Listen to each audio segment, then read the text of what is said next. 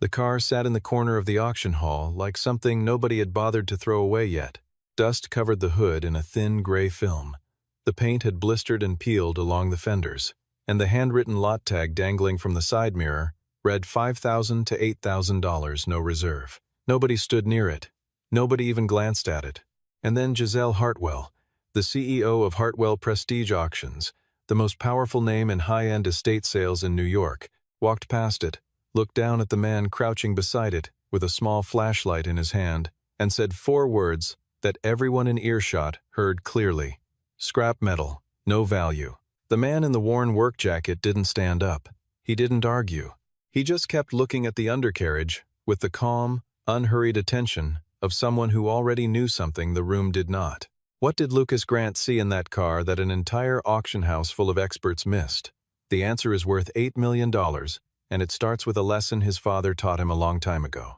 Lucas Grant loaded the last of his tools into the passenger footwell of his pickup at 6:45 on a Tuesday morning, checked the side mirror out of habit, and pulled out of the narrow Brooklyn street where his repair shop occupied the ground floor of a converted warehouse. The sky was that particular shade of pale gray that comes before the city fully wakes up, and the traffic on the bridge was still light enough that he could see the East River clearly below. Mia sat in the seat beside him, 6 years old. Her red fox stuffed animal, she called it, Rusty tucked firmly under one arm. She had her mother's habit of waking up completely alert. No groggy transition, just eyes open and already asking questions. "What's your favorite car in the whole world?" she asked, adjusting Rusty's ear with the focused seriousness of someone arranging something important. Lucas thought about it for a moment, the way he always thought about Mia's questions, not quickly, because she always knew when an answer was rushed. "A car nobody's looked at the right way yet," he said. She nodded as if this made complete sense. She settled back in the seat and watched the bridge cables pass overhead, and Lucas kept his eyes on the road. 3 years earlier, Lucas had been a chassis engineer with a small but respected Formula Heritage racing team, a position he had earned not through connections, but through the kind of obsessive mechanical knowledge that makes other engineers too uncomfortable at dinner, because the conversation only ever goes one place. His father, Raymond Grant, had spent 40 years documenting the history of American racing manufacturers, and his particular fixation had been Callaway Racing, a short-lived Detroit company that had produced some of the most technically sophisticated factory prototype cars of the early 1960s, before a warehouse fire in 1965 had reportedly destroyed most of what they built. Raymond had talked about the GTR-0 the way other fathers talked about legendary fish they'd almost caught. The only factory prototype, the first one off the line. Gone, probably, but not certainly. Lucas had grown up with that story the way other children grow up with fairy tales. His mother, Claire, had died in a traffic accident when Mia was 3 years old, and Lucas had left the racing team 6 months later, not because he couldn't handle the work, but because a paddock in Monaco and a 6-year-old in Brooklyn are not compatible in the way that matters most. He opened the repair shop. He learned how to pack school lunches. He kept his father's research binders on a shelf above his workbench. Today he was driving to the Upper East Side for a morning preview at a Hartwell Prestige estate sale, the kind of event where old money's furniture and forgotten collections get cataloged and sold. He wasn't there for the Patek Philippe watches or the Impressionist oils. He was there for anything mechanical, anything overlooked, anything in the back of the catalog that the main bidders would ignore. He parked the truck 2 blocks from the address, signed Mia into the complimentary care room that Hartwell provided near the main entrance, a small room with beanbag chairs and a television playing cartoons, kissed the top of her head, and walked through the tall front doors of the venue with his flashlight in his jacket pocket and his father's voice somewhere behind his eyes. The main hall was high-ceilinged and already crowded with preview guests, all of them moving with the particular confidence of people accustomed to being in rooms where expensive things are displayed. Lucas moved along the edges, reading the lot tags methodically, pausing at a set of vintage tire-changing equipment and a crated collection of dashboard gauges from the 1950s. And then he turned the corner near the back wall and stopped. The car was pushed against the wall between 2 storage racks of framed artwork, half blocked by a rolling equipment cart, positioned as though whoever had placed it there had been actively trying to keep it out of the way. The paint, a dull olive green, was not original, not by decades. The bodywork was wrong for any production model he recognized, modified or partially stripped, the fender lines altered. But underneath all of that, visible only if you knew precisely where to look, the proportions of the roofline were unusual in a very specific way. Lucas crouched down and turned on his flashlight. He was still crouched there, angled beneath the driver's side door, when he heard footsteps stop nearby. He looked up. Giselle Hartwell was watching him with an expression that combined mild curiosity and something closer to impatience, the look of someone interrupted by a problem they didn't ask for. She was wearing a charcoal suit that had probably cost more than Lucas's monthly shop rent, and her junior appraiser, a younger woman with a clipboard, who Lucas would later learn was named Diana Walsh, stood a half step behind her. Giselle looked at the car, then at Lucas, then at the car again, with the brief, efficient appraisal of someone who has already decided. "This lot has no real value," she said, her voice carrying cleanly in the high-ceilinged room. "It's here as a courtesy to the estate family. We didn't want to refuse them." She paused, letting the silence settle, then added, with a small precision that landed exactly where she intended it to, "I'm not sure this preview is the right fit for certain budget ranges." A few of the other preview guests nearby glanced over. One or two almost smiled. Lucas did not stand up immediately. He looked at the car for another 2 seconds, the flashlight still in his hand, and then he stood and met Giselle's eyes without any particular expression. "Thank you for letting me know," he said. She moved on. Lucas turned back to the car and looked at the firewall through the gap behind the fender. Diana Walsh lingered for a moment, not obviously, just a beat longer than she needed to, and when Lucas glanced at her, she looked away first. A man in a black suit appeared briefly at the edge of the hall. Heavy set, Rolex on the wrist, the easy movement of someone who spent a great deal of time in rooms like this and had stopped noticing them years ago. He was Jason Cole, a mid-level collector and dealer who had been buying and flipping specialty automotive lots for 2 decades. He looked at Lot 47 with the quick, practiced glance of someone sorting through a bin for something worth saving, found nothing that interested him, and moved on. Through the doorway to the care room, Lucas could see Mia standing at the threshold, Rusty under her arm, looking out at him. He gave her a small nod. She disappeared back inside. Lucas pocketed the flashlight and walked to the registration desk. The bidding room filled to about 60% capacity for the main session, and it thinned considerably.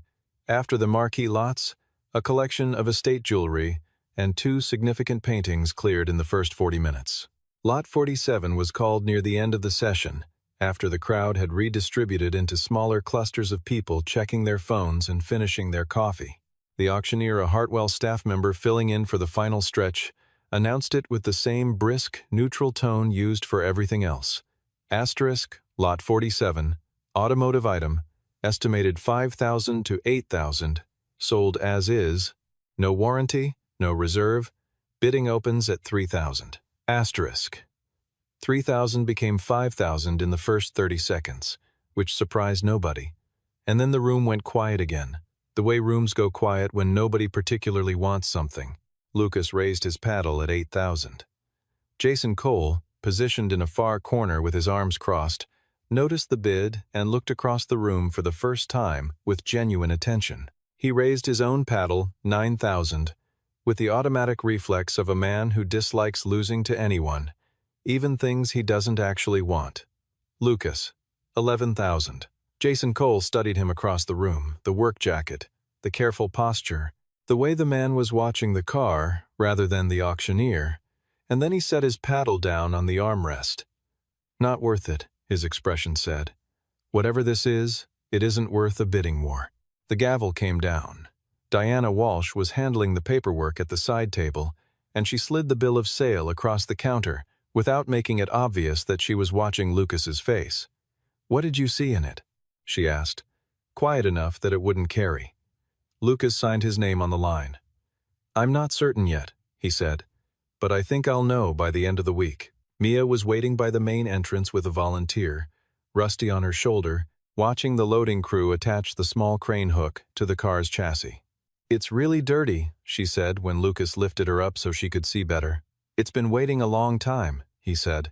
He buckled her into the truck, glanced in the rearview mirror at the car, now secured on the flatbed behind them, and drove back across the bridge toward Brooklyn. He worked alone in the shop that first night after Mia was asleep. The overhead LED bars turned the space a clean, shadowless white, and Lucas moved around the car in a slow, outward-in pattern, the same approach his father had always used, starting with the body and working toward what the body was hiding. The welds on the inner structure were the first thing. Not amateur work, not production line automation. These were hand-applied spot welds with a distinctive spacing pattern that dated to a specific period and a specific tier of fabrication. Professional race team construction, circa early 1960s. He photographed everything with his phone, each frame composed carefully enough that the resolution would hold under magnification. He worked without music, which was his habit when something required the kind of concentration that sound interrupted. He opened the hood. The engine block sat in the bay with the quiet authority of something that had been built to do one specific thing extremely well. He angled the flashlight toward the left face of the block, the inner surface, the one most people ignored because it faced the firewall and required you to essentially put your head inside the engine bay to see it. The casting mark was there, pressed into the iron in raised numerals. 03-1963, March, 1963. Lucas did not make a sound. He held the light steady and read the mark 3 times. His father had described this mark in an audio recording that Lucas had transferred to his phone years ago and listened to so many times he could recite it from memory. Asterisk. If you ever find a block cast in March of '63 with the CGT prefix on the chassis, you look for the chassis plate immediately. Don't stop for anything. Asterisk. He withdrew his head from the engine bay, stood up straight, and for a moment he simply breathed. The chassis plate in the standard location had been removed. The mounting holes were there, slightly darkened with age, the thread pattern intact but empty. This was not unusual for a car that had passed through many hands over 60 years. What mattered was the secondary location. Factory race cars of that era almost always had a backup identification point, a fallback stamp applied by the build team, placed somewhere inconvenient enough that a casual disassembly would miss it. Lucas removed the glove compartment housing 4 screws, a 10-minute job, and reached into the recess behind it with a handheld lamp. The stamp was there, cut directly into the frame rail. 6 characters. CGTR001. He sat down on the shop floor with his back against the rear wheel and stayed there for a while. CGTR001. The chassis number of the Callaway GTR-0, the only one ever built. The car that the historical record said had burned in the Callaway Racing warehouse fire on the 14th of November, 1965. He got up, went back to the firewall, and checked the third thing. Behind the engine bay, pressed between the 2 layers of the firewall structure, a hand-welded reinforcement bar ran diagonally across the upper section. The weld angle was not perfectly symmetrical. It was not meant to be. It was the deliberate signature of a craftsman who worked by feel rather than jig approximately 73 degrees of angle, a habit so individual. It had been documented in a single technical history paper published 30 years ago by the National Automotive History Institute. The paper's author had described the technique as belonging exclusively to one man, chief fabricator Arthur J. Webb, who had hand-welded every Callaway factory prototype from 1962 through 1965. Mia appeared at the shop doorway at 3 in the morning, her hair uncombed, Rusty hanging from one hand, bare feet on the concrete step. "Are you okay?" she asked. "I'm fine," Lucas said. "Go back to sleep." She looked at him, then at the car, with the evaluating gaze that children deploy when they suspect adults are underreporting. "Did you find what you were looking for?" Lucas looked at the car for a long moment. "I think I might have," he said. She padded back to bed. He reached for his phone and dialed a number he hadn't used in 2 years. Dr. Samuel Webb was 72 years old, retired from the directorship of the National Automotive History Institute, and the only living authority on Callaway Racing's factory operations. He was also the son of Arthur J. Webb. Lucas had met him twice in person, once as a child, when his father had brought him to a conference in Detroit, and once as an adult, when Lucas was still with the racing team and Dr. Webb had come to authenticate a set of period documents. When Lucas called at 8 in the morning on the third day, he did not explain the full situation. He simply read 3 pieces of information from his notes. *03, 1963, Chi GTR 001. Hand-welded firewall bar, approximately 73 degrees. *. The silence on the other end lasted long enough that Lucas checked to see if the call had dropped. Then Dr. Webb said, in a voice that had become very quiet and very careful, "Send me photographs. Every photograph you have." Right now. Lucas sent 47 images. 2 hours later, Dr. Webb called back on video. He had a colleague with him, a German academic, named Dr. Hoffman, one of the few surviving researchers who had worked directly with original Callaway factory records in the 1990s. Dr. Hoffman went through the photographs one by one, without speaking for close to 20 minutes. When he finally did speak, it was in accented but precise English, and he addressed his first comment not to Lucas, but to the image of the firewall bar on the screen in front of him. "The weld," he said, 73 degrees. "This is Arthur's technique." Dr. Webb translated the weight of that, though it needed no translation. "My father welded this car." There was a silence in the call that was different from ordinary silence, the kind that comes when something long believed impossible turns out to be simply unlikely, which is a different category entirely. Dr. Webb looked at Lucas through the screen and spoke directly. "If the engine is original, unmolested, unreplaced, and if the chassis stamp is what you say it is, then what you have is the GTR-0, the only one. There is no second car. The fire destroyed the records and the components, but not the car." Lucas asked the question that needed asking. "Estimated value?" Dr. Webb was quiet for a moment. "We need formal authentication before anyone says a number. But speaking conservatively about the current market for factory prototype race cars of this significance, I would say 7 to 9 million is a careful estimate. It could go higher." Lucas ended the call. He set the phone face down on the workbench and stood at the shop window looking out at the narrow street. Across the sidewalk, Mia was in the small fenced yard beside the shop building, walking Rusty along the top of the fence railing with great concentration, narrating a story to herself in a voice too low to hear. Lucas watched her for a long time. Then he turned back to the shop and began preparing the car for a more thorough inspection. The black SUV appeared outside the shop at 9 in the morning on the 5th day. Lucas saw it from the second-floor window, while he was making coffee idling engine, tinted glass, the specific quality of stillness that belongs to a vehicle waiting for its driver to do something rather than go somewhere. Jason Cole came through the front door without knocking, which was not a surprise, because men like Jason Cole did not knock on the doors of repair shops. He had a young attorney with him, briefcase, expensive haircut, the slightly rigid bearing of someone who had been told this would be a short meeting.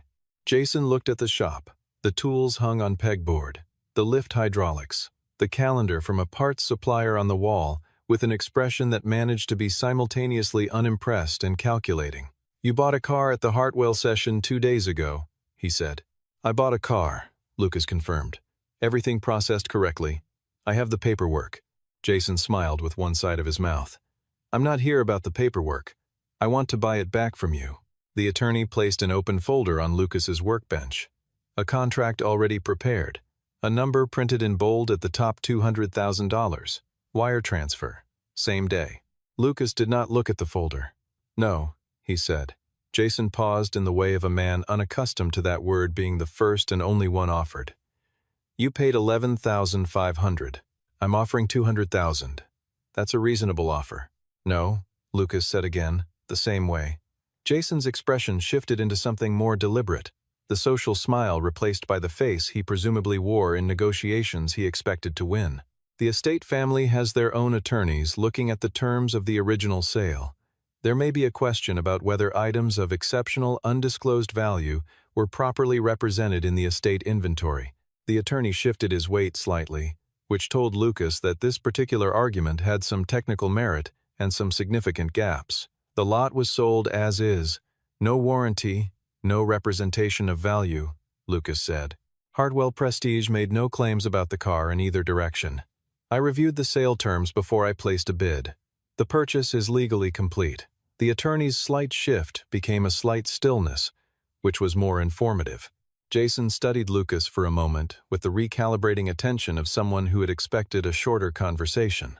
Mia appeared in the interior doorway connecting the shop to the stairwell, Rusty under her arm, looking at the unfamiliar man with the frank curiosity of a 6-year-old who has not yet learned to pretend she isn't looking. Jason glanced at her, then back at Lucas, and when he looked at Lucas again, something in his expression had changed. A new calculation, a different kind of leverage being considered. Lucas did not look at Mia. 300,000, Jason said. Final. Lucas turned his head toward the doorway. Mia, he said very calmly, go upstairs, please.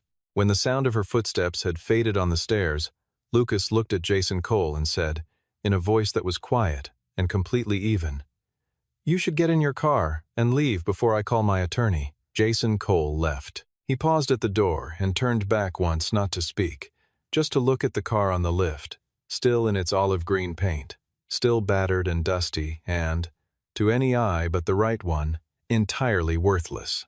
His expression was not the expression of a man who had given up. Lucas watched the SUV pull away, picked up his phone, and called Dr. Webb. We need to move faster, he said. Dr. Samuel Webb drove down from Boston the next morning, in his old Volvo, arriving at the Brooklyn shop at 10 o'clock, with a leather document case under one arm and a 35mm film camera in a canvas bag over his shoulder. He parked at the curb, came through the open roll-up door, and stopped just inside, looking at the car from 15 feet away, as still as someone who has waited a very long time for something and is not sure yet whether it is what they hoped. He set his bags down and approached slowly, the way you approach something fragile, not because the car was fragile, but because the moment was. He crouched beside the engine bay, and when he pressed his palm flat against the diagonal weld bar on the firewall, his voice was low and not quite steady. This is my father's weld. He was not talking to Lucas. He was talking to the metal, or to a version of the room that existed some 60 years before the present one. The authentication took 3 hours. Dr. Webb worked with the methodical patience of a man who had spent 50 years doing this, photographing everything on film. He did not trust digital for records of this significance, and cross-referencing each finding against documents he had brought in the leather case. Original Callaway factory blueprints, his father's hand-annotated build logs, a fragmentary set of supplier invoices from 1962 and 63. The chassis stamp matched. The block casting date matched. The weld geometry matched. And then Dr. Webb found something that even Lucas had not found, because it required knowing specifically where to look and why it might be there. Tucked into a narrow recess along the inner dash rail, clipped to the frame steel with a small metal fastener, was a cylinder of thin plastic housing, the kind of improvised preservation case that a careful man might construct from materials available in a factory tool room. Inside the cylinder, rolled around a short wooden dowel, was a single sheet of paper. It was a build sheet, a factory production record dated the 31st of March, 1963. Chassis designation, CGT Air 00UN. Engine designation, CBRV 8003. Sign-off line at the bottom. Asterisk A.J. Webb, Senior Fabricator. Asterisk. The handwriting was the compact, left-leaning cursive of someone who had written production notes in the margins of blueprints for 30 years. Dr. Webb held the paper in both hands without speaking for a very long time. When he finally looked up, his eyes were red. He hid it here, he said. He knew the car wouldn't be burned. He hid the proof. Lucas stood at the doorway of the shop, his hands in his pockets, the late afternoon light coming in at an angle across the floor. Mia had come down from upstairs and was standing beside him, her small hand wrapped around two of his fingers, watching the old man at the workbench with the gravity of a child who understands that something important is happening, even if she cannot name it. By 5 o'clock, Dr. Webb had signed and notarized the formal authentication certificate. The document stated, in the precise and unambiguous language of someone who had spent a career preparing to write exactly this sentence, that the vehicle bearing chassis number CGTR001, engine casting dated March 1963, and factory build sheet signed by Arthur J. Webb, was the Callaway GTR-0 factory prototype, the only surviving example, and that its estimated fair market value in the current collector automobile market fell between $7,500,000 and $9 million, with potential for a higher realized price at auction, given the historical uniqueness of the piece. Dr. Webb shook Lucas's hand at the front door, holding it for a moment before letting go. "How did you find it?" he asked. Lucas glanced down at Mia, who was leaning against the doorframe, Rusty balanced on top of her head. "My father taught me how to look," Lucas said. Dr. Webb nodded, got in his Volvo, and drove north into the early evening. Lucas went inside and called the main line for Hartwell Prestige Auctions. The call was transferred twice before reaching Giselle Hartwell directly, which was unusual for an unsolicited inbound. She answered with the practiced efficiency of someone managing a dense schedule, and Lucas said what needed to be said without preamble. He owned the Callaway GTR-0. It had been formally authenticated by Dr. Samuel Webb, and he wanted to sell it through Hartwell Prestige in a dedicated single-lot auction. There was a silence on the line that was different from the processing pauses of normal business conversation, longer, and shaped differently, the silence of someone rearranging a mental picture rather than retrieving information. "Lot 47?" Giselle said. "Yes," Lucas said. Another silence. "I'll need to see the authentication documents. Dr. Webb is available for a direct call if you need it." There was the sound of something being set down carefully on a hard surface. "We'll schedule a special session," she said. "Friday. We'll handle all the preparation on our end." Her voice had retained its professional precision, but had shed something else, a particular quality of controlled authority that had been present in every previous exchange, the vocal equivalent of looking at someone from a height. Lucas said thank you, and ended the call. That evening, Mia sat on the high stool beside his workbench while he worked on a 1968 muscle car that had nothing remarkable about it except that it ran and its owner needed it back by the following week. "Are you selling the dirty car?" she asked. "Yes," Lucas said, not looking up from the carburetor he was rebuilding. "Why? You just got it." Lucas set down the float and thought about how to answer in a way that was true and small enough to carry. "Because some things don't belong in just one person's shop," he said. Mia considered this, turning Rusty over in her hands. "Like a library book," she said. Lucas looked at her. "Exactly like a library book," he said. She seemed satisfied with that. She watched him work until her eyes started closing, and then he carried her upstairs without waking her, pulled the blanket up, and went back down to finish the carburetor. Hartwell Prestige sent the press release at 8 on Friday morning.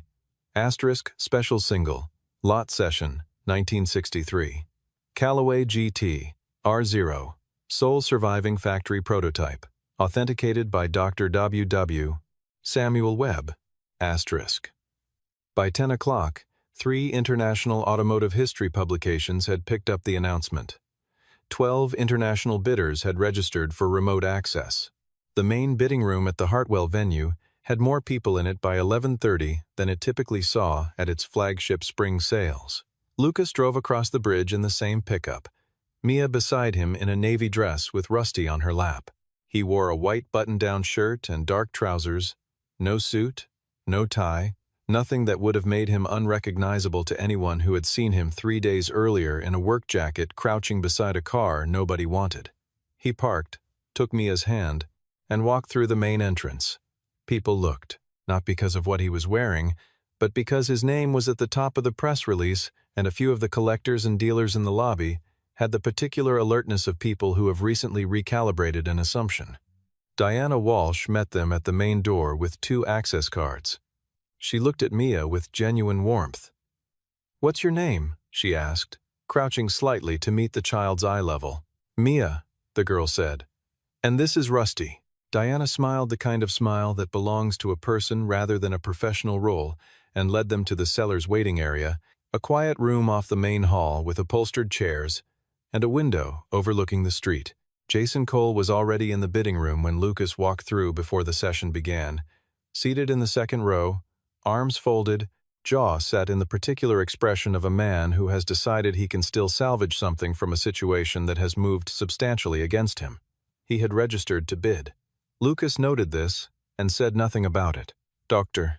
Webb was in the front row, his leather document case on the seat beside him, watching the car, which had been brought in on a low platform, cleaned carefully, but not restored. Every original surface intact and honest, with the patient attention of someone sitting with a very old friend. Giselle Hartwell stepped up to the podium. The room quieted.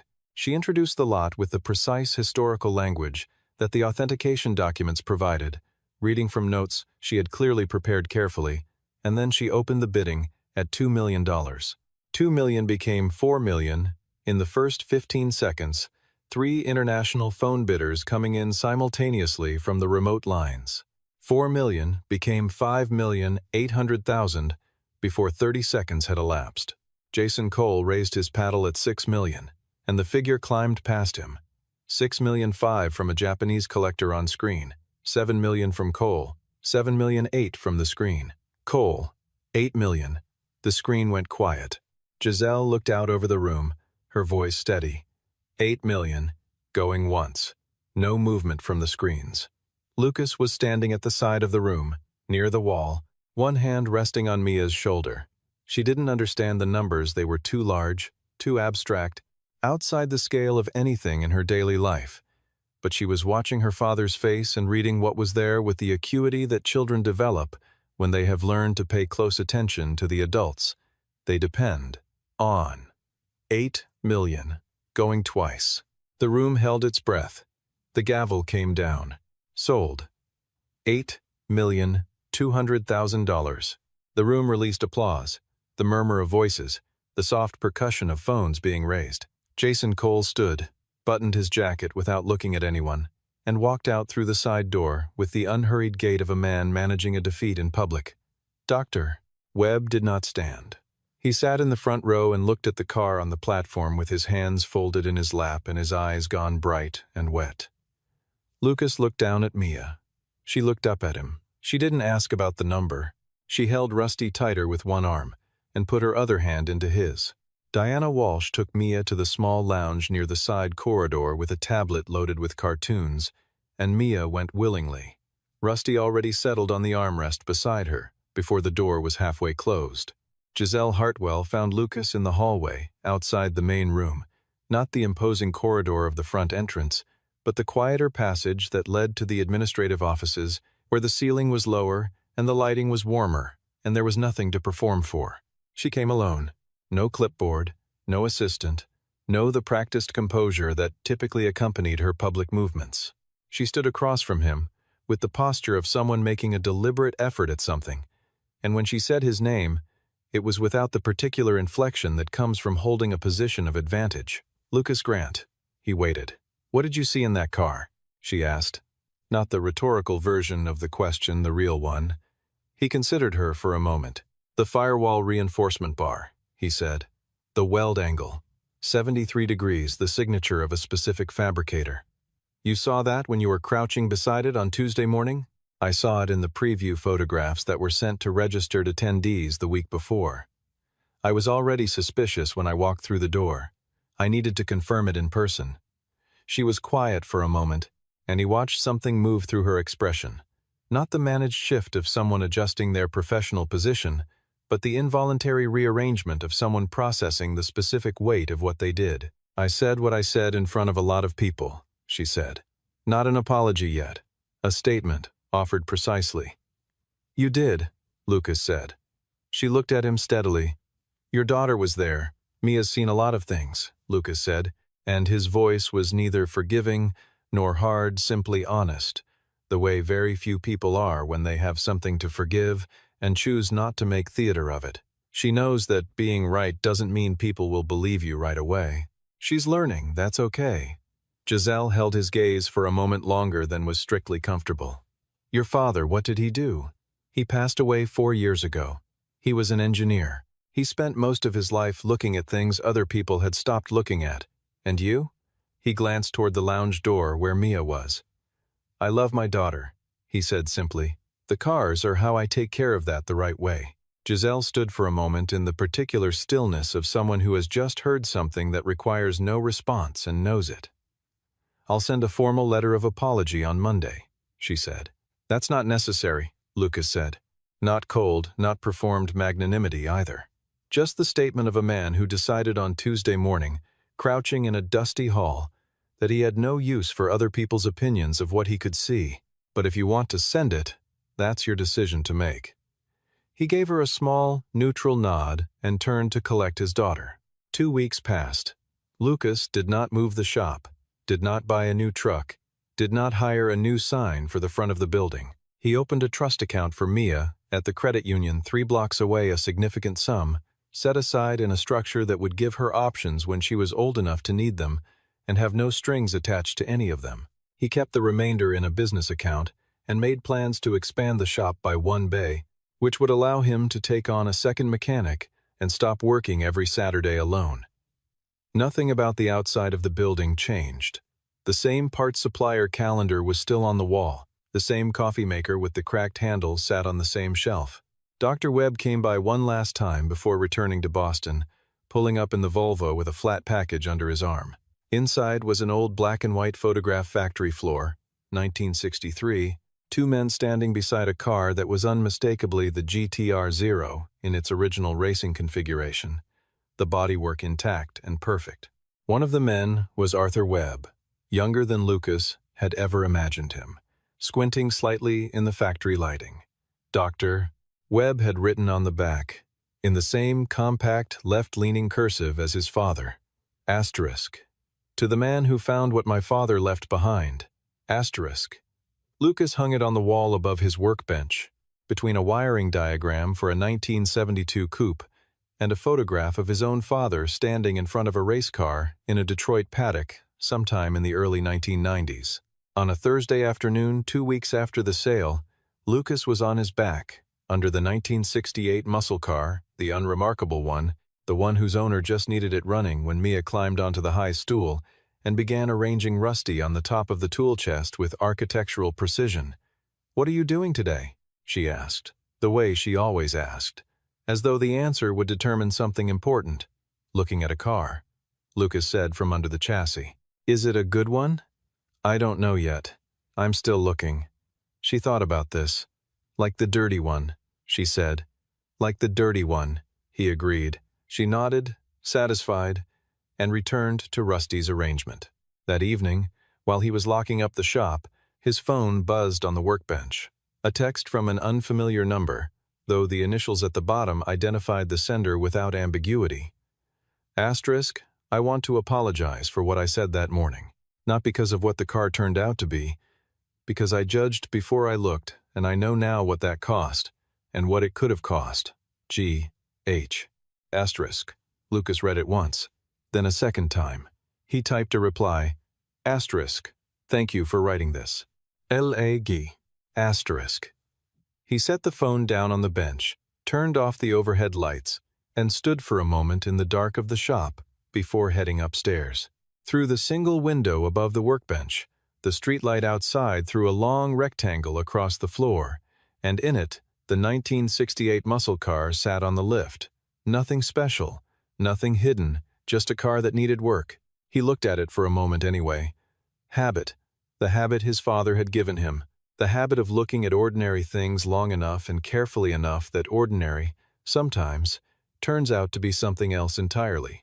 There are things people walk past because there is no obvious reason to stop. There are things that sit in the back of rooms, tagged and priced and largely ignored, waiting for the one person in the room who knows where to look and why. Most people never meet that person, and that person quiet, unhurried, wrong by the world's first accounting, and right by everyone that follows almost never announces themselves. They just crouch down in the back of a hall with a small flashlight, look at the undercarriage of a car that everyone else has written off, and see what no one else took the time to find. Not because they were lucky, because someone, a long time ago, taught them how to look.